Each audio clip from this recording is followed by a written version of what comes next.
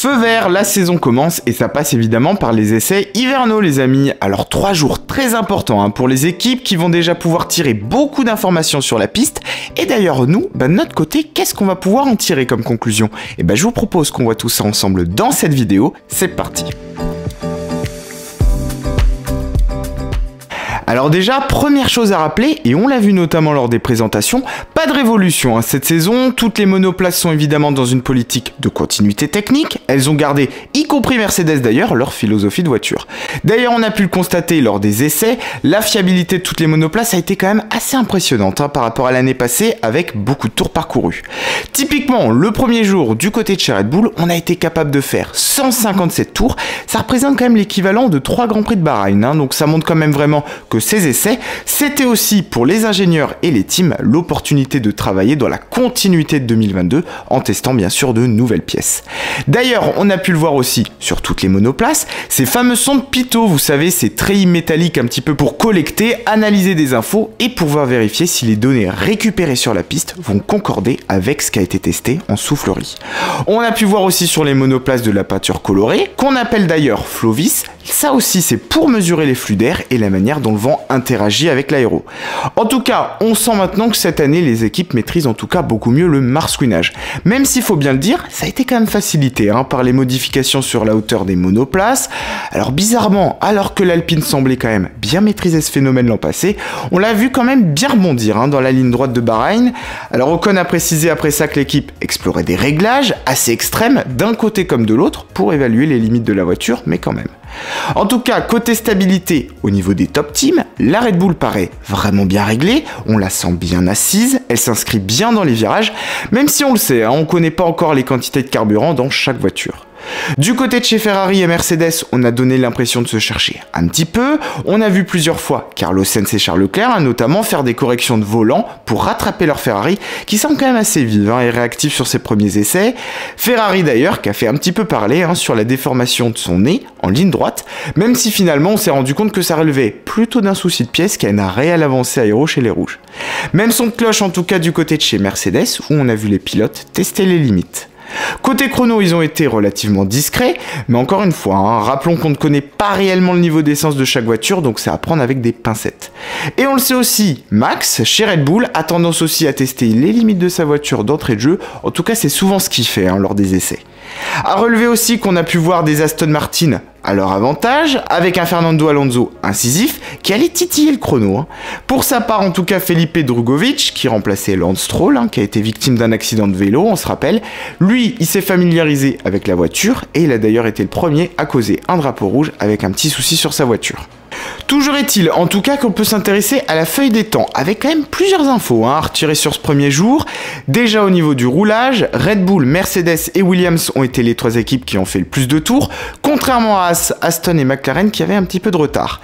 Red Bull a en tout cas été au top avec des pneus C3, Alonso était bien dans le rythme aussi sur les mêmes gommes, à seulement 29 millièmes de Verstappen, même si on a connu, on l'a vu, des petits soucis de fiabilité chez les Verts. Ferrari était un petit peu plus en retrait, à 4 dixièmes, comme Mercedes, qui avait quand même une voiture assez nerveuse. Hamilton et Russell qui ont concédé quand même 6 dixièmes et 1 seconde 3. Alpine était aussi très en retrait avec, on nous l'a dit, un travail de fond. A noter aussi quand même le bon rythme des Williams, même si Albon était en gomme C5 les plus tendres, il faut quand même le souligner. McLaren a connu pour sa part des petits soucis de fiabilité, mais Norris a pu quand même aller chercher un bon chrono après ça à 6 dixièmes de la Red Bull. En tout cas, juste avant de poursuivre sur le deuxième jour les amis, n'oubliez pas de liker et de vous abonner à la chaîne, je compte sur vous et nous on continue, c'est parti. Le deuxième jour qui a plutôt confirmé le premier. Joe est allé signer le meilleur temps sur l'Alpha, mais il faut le rappeler, il est allé titiller le chrono parce qu'il était en pneu C5, il avait donc les gommes les plus tendres, donc finalement, intrinsèquement, c'est sûrement Verstappen avec ses C3 qui était virtuellement en tête. Alonso s'est mis encore une fois en évidence, il a montré encore une fois le potentiel de son Aston, il s'affiche à seulement 5 dixièmes de la Red Bull et en plus sur les mêmes pneus. De Vries et Sargent sont allés chercher eux aussi le chrono avec des C5, là aussi sûrement pour se mettre à l'aise. Pérez comprendre la voiture et aller chercher les limites. Pérez, les Ferrari et les Mercedes ont eux privilégié un travail de fond avec des chronos plutôt discrets. Même chose d'ailleurs pour Alpine, Tsunoda ou encore les Haas. Mercedes a connu d'ailleurs un petit problème technique avec Russell qui a écourté son après-midi, donc attention quand même à la fiabilité du côté des flèches noires. Sur le bilan des tours parcourus au bout des 2 premiers jours, Williams, AlphaTauri et Red Bull ont affiché le meilleur bilan, contrairement à McLaren, Aston Martin et Alpine qui ont eux un petit peu de retard. On se rend compte en tout cas que les Williams ont plutôt très bien tourné, ce qui a évidemment de quoi mettre en confiance notamment Logan Sargent, qui aura quand même un bon paquet de tours accumulés avant ses débuts, avec une voiture fiable, et le contraste est quand même assez important vis-à-vis d'Alpine par exemple, qui compte quasiment 80 tours de retard, soit l'équivalent d'un Grand Prix et demi.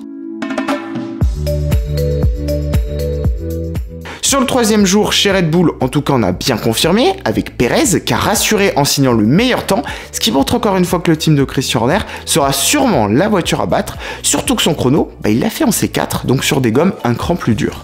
Côté Mercedes, on s'est aussi montré un peu plus, avec un Hamilton qui a rendu seulement 3 dixièmes au Mexicain, mais il était en C5, mais on nous a quand même confirmé qu'il allait avoir de nouvelles pièces qui allaient arriver pour le Grand Prix la semaine prochaine.